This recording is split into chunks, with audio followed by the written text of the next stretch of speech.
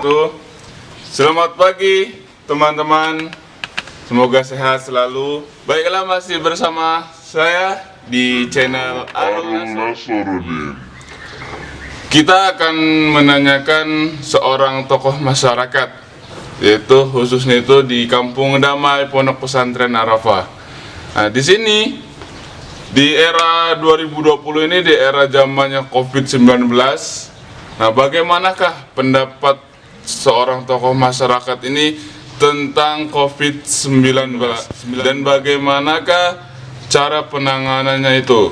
Dan juga ada beberapa berita yang beredar bahwasanya itu di bulan Ramadan ini dan sebentar lagi menjelang akan Idul Fitri, itu sholat Idul Fitri itu akan ditiadakan.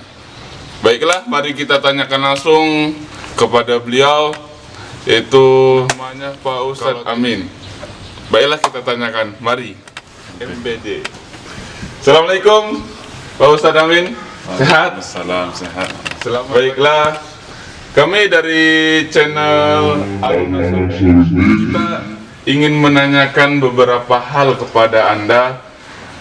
Bagaimana menurut Anda tentang COVID-19 ini? Dan bagaimana? Kalau kita berbicara tentang virus corona ini, atau sekarang lebih dikenal dengan COVID-19 ya. Sebenarnya kalau dalam agama itu dia disebut dengan ta'un, atau penyakit yang menular. Dan ini bukanlah yang pertama kali. Ya, dahulu kala sudah pernah terjadi, bahkan di zaman Nabi Muhammad SAW di kota Madinah itu telah terjadi wabah demam yang tinggi sehingga banyak menelan korban. Di zaman para sahabat juga ada, bahkan ada juga sahabat yang meninggal karena ta'un ini.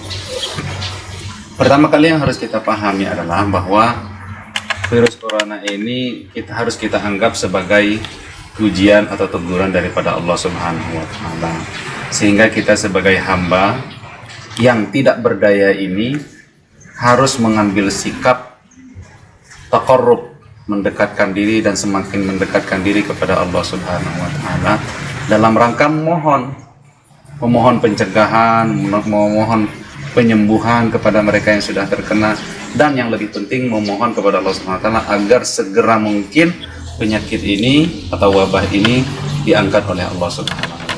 Amin. Yang pertama itu harus kita anggap dia sebagai teguran. Kita sebagai hamba yang tidak berdaya ini tidaklah sepatutnya menyombongkan diri, tidaklah sepatutnya membanggakan diri, apakah itu harta, kekayaan dan lain sebagainya, karena semua itu tidak akan ada artinya lagi manakala wabah ini sudah menjangkiti.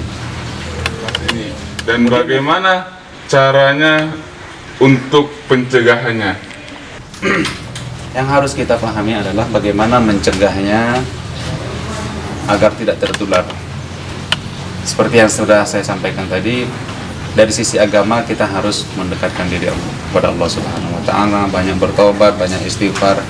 Suatu ketika Nabi Allah Yunus alaihissalam, ketika beliau sudah hampir pasrah terhadap perlakuan kaumnya, beliau, panjang cerita, singkat ceritanya, sampai beliau itu harus mengalami undian yang selalu menimpa dirinya, harus turun dari kapal tersebut, sehingga beliau dimakan oleh ikan paus itu. Di dalam perut ikan itu Nabi Allah Yunus tidak berpasrah, tidak menyerah, tetapi beliau menyerahkan dirinya kepada Allah Subhanahu wa Ta'ala, sehingga beliau mengatakan atau berdoa, la ilaha illa anta subhanaka inni kuntu minadh dhalimin. Nah, berkat doa itulah Allah selamatkan ya. Jadi dari sisi agama kita harus selalu mendekatkan diri kepada Allah Subhanahu wa Ta'ala. Kemudian yang kedua, selanjutnya dari sisi medis. Nah, akhir-akhir ini pemerintah sudah banyak memberikan arahan, memberikan pengetahuan kepada kita agar tidak terjangkiti penyakit ini. Contoh, tidak keluar rumah, keluar ketika penting saja, ketika keluar harus menggunakan masker, sebisa mungkin menjauhi kerumunan orang, ya kan? Ya. Tujuannya apa? Tujuannya agar segera mungkin penyakit ini tidak tertular, segera mungkin penyakit ini bisa diangkat oleh Allah Subhanahu wa taala. Nah, tugas kita sebagai masyarakat adalah patuh, karena memang sudah disebutkan dalam Al-Qur'an, atiullaha, taatlah kepada Allah agamanya, wa atiur rasul, ajaran yang dibawanya, wa ulil amri, dan orang-orang yang mengurusi urusan kamu, dalam hal ini pemerintah. Kita harus mengikuti apa saja yang diarahkan oleh pemerintah di dalam menangani virus COVID-19 ini. Apakah tidak keluar rumah?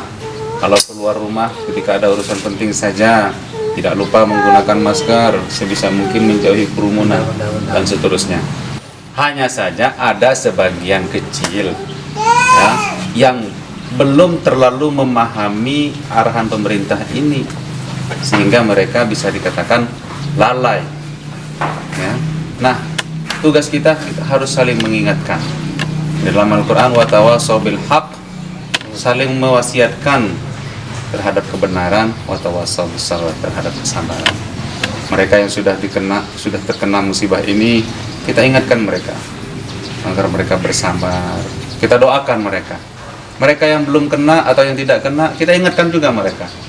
Jangan sampai mereka lalai sehingga dengan kelalaian mereka membawa penyakit atau membawa musibah kepada dirinya sendiri dan kepada orang lain. Dan konon katanya ada berita yang beredar bahwasanya di bulan suci Ramadan ini dan menjelang bulan Idul Fitri, sholat Id itu akan ditiadakan. Apakah itu betul dan bagaimana pendapat Anda, Pak Ustadz? Berkaitan dengan informasi bahwa akibat COVID-19 ini sholat Idul Fitri akan ditiadakan. Yang pertama yang harus kita pahami adalah bukan berarti sholat Idul Fitrinya itu yang ditiadakan, tetapi pelaksanaan sholat Idul Fitri untuk tahun ini tidak seperti pelaksanaan sholat Idul Fitri pada tahun-tahun sebelumnya. Kalau tahun-tahun sebelumnya kondisi normal, iya. Tapi karena adanya wabah COVID-19 ini, maka untuk tahun ini pelaksanaan sholat Idul Fitri cukup dilaksanakan dengan keluarga inti di rumah saja. Itulah yang dimaksudkan oleh pemerintah. Hanya saja tergantung bagaimana kita memahaminya. Ada sebagian yang menganggap bahwa kematian itu adalah di tangan Allah. Kenapa kita takut mati? Tidak, bukan itu seperti. Kematian itu banyak sebabnya. Di antaranya bisa jadi COVID-19 ini. Apakah kita sudah siap? Apakah kita sudah memiliki amal perbuatan yang banyak yang bisa kita andalkan di hadapan Allah sehingga kita menyombongkan diri? Oh, kami tidak takut corona, kami tidak. Bukan seperti itu. Ya. Jadi maksud daripada pemerintah itu bukan berarti mentiadakan pelaksanaan Hari Raya Idul Fitri. Tetapi pelaksanaan Hari Raya Idul Fitri tidak seperti tahun-tahun sebelumnya, akan tetapi akibat COVID-19 ini maka pelaksanaan Idul Fitri untuk tahun ini dilaksanakan di rumah dengan keluarga inti. Mungkin itu maksud utamanya. Oke, baiklah, terima kasih Pak Ustadz Amin MPD atas informasi dan nasihatnya. Saya juga berterima kasih untuk kesempatan ini. Kalau nanti di dalam penyampaian saya mungkin ada yang tidak tepat atau kurang cocok atau berkenan di hati, kurang lebihnya saya sebagai orang yang dimintai informasi tentang ini memohon maaf sebesar-besarnya. Assalamualaikum warahmatullahi wabarakatuh. Waalaikumsalam. Baiklah pemirsa, itulah tanggapan dari seorang tokoh masyarakat di Kampung Damai Pesantren Arafah. Jangan lupa untuk like and subscribe channel Arul Nasaruddin. Dan jangan lupa juga untuk share. Karena ini adalah sebuah ilmu dan insya Allah bermanfaat.